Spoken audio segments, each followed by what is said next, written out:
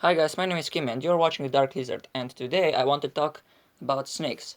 And not like all the snakes, but all snake species, all snakes, but about one, like your first snake, which species is appropriate and all of this stuff.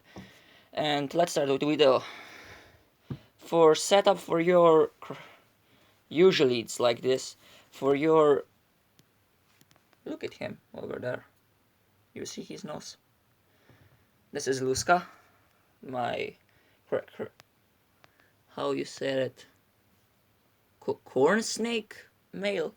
And you need a lot of substrate because when they are like babies and all of this stuff, they just want to dig inside of the substrate. So a lot of the substrate, but not too much. You can give them like big water dish, because don't worry, they're not gonna drown. They are really good swimmers.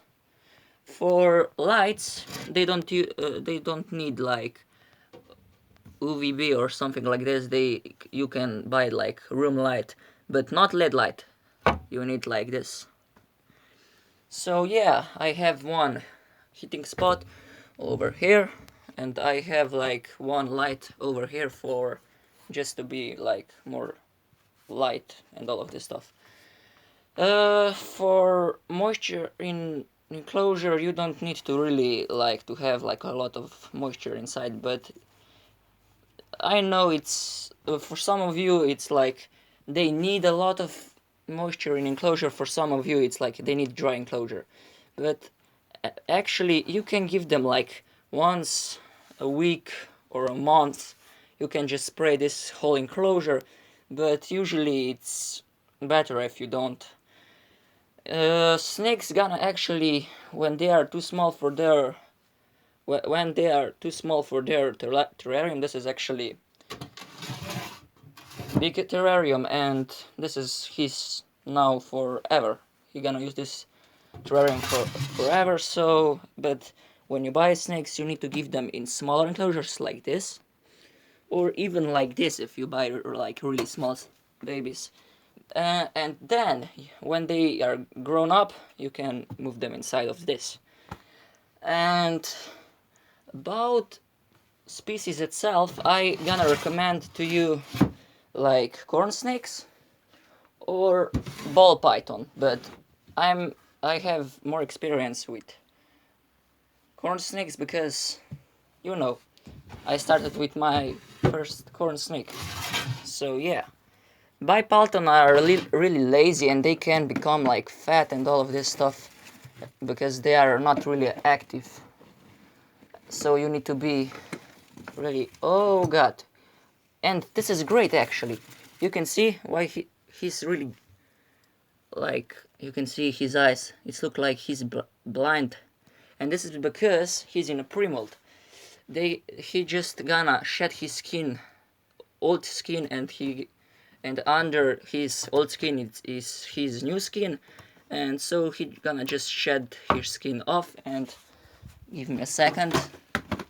It's gonna look like this. This is actually from ball python, but this is how they mold. This is old skin, so yeah.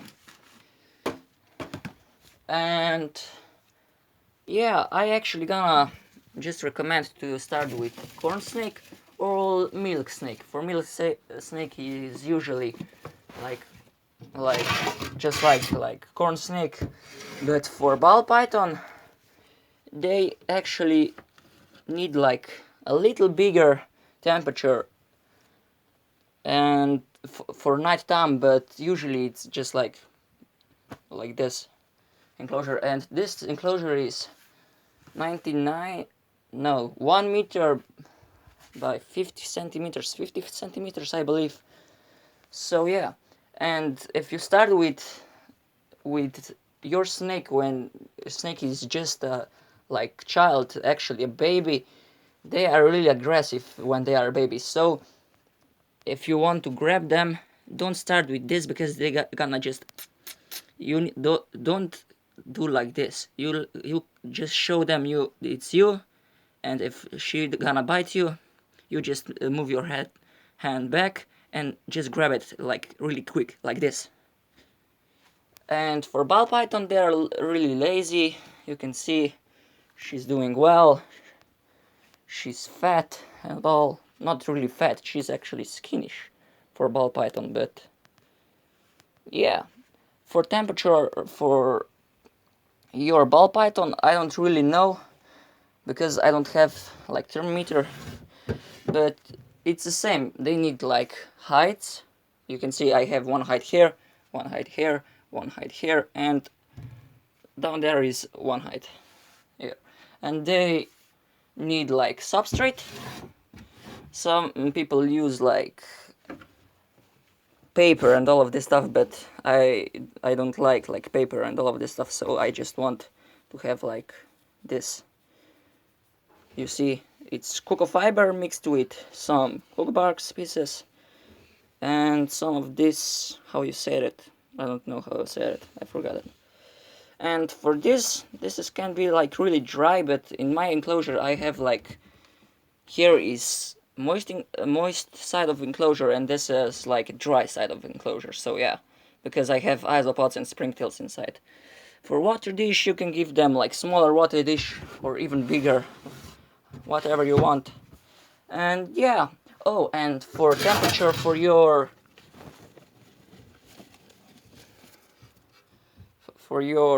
what is this? The crested gecko, yeah. For your cornet snake enclosure, just look in this thermometer, because I don't know if you're using Fahrenheit or what. Like this, you see. So yeah, if you like this video, thumbs up, comment something, stay safe in quarantine.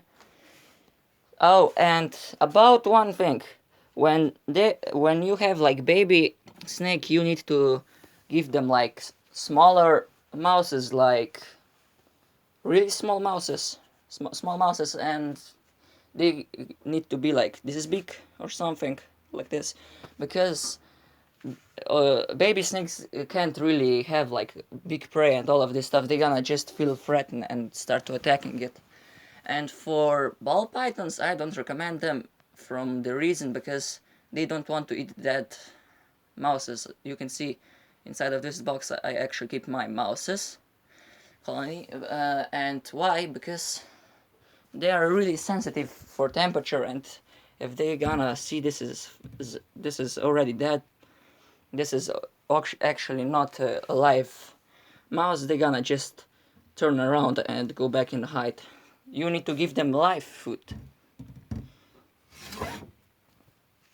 If you have like a lot of time, you can actually have like a lot of how you said it, good times, because sometimes they gonna use on dead mouses, but usually they don't.